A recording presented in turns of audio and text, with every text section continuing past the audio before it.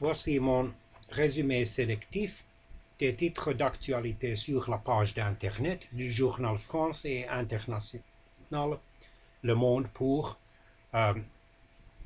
mercredi le 24 octobre 2018. Comme toujours, je déclare que je ne veux violer aucun droit d'auteur.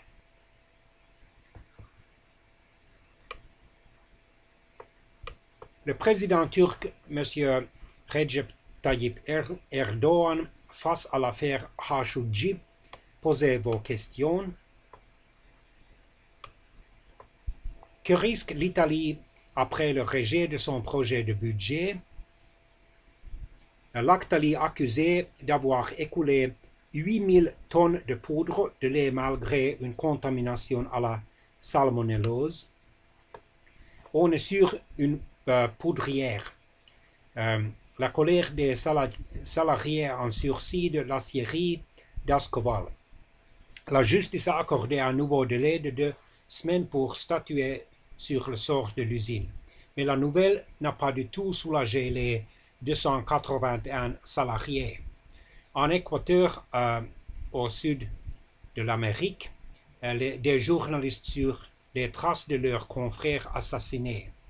Un reporter, un photographe et leur chauffeur ont été assassinés à la frontière colombienne alors qu'ils enquêtaient sur le trafic de drogue.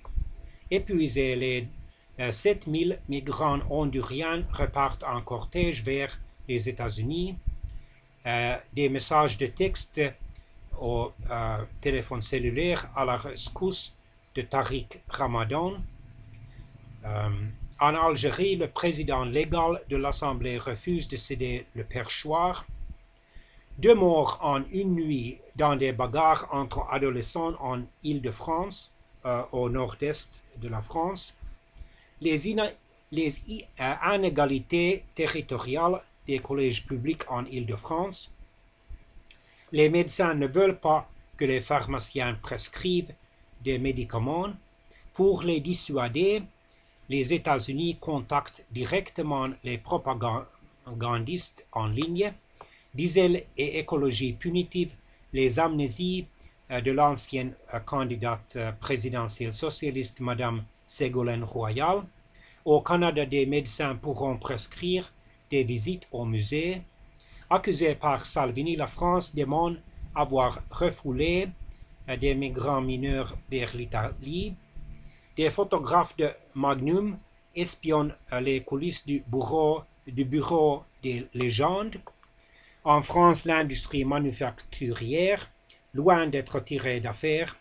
Le baclofène, remède miracle ou traitement trop risqué, vers une exfiltration des enfants djihadistes français retenus en Syrie. Cinéma Le Grand Bain, le ballet aquatique des bras cassés.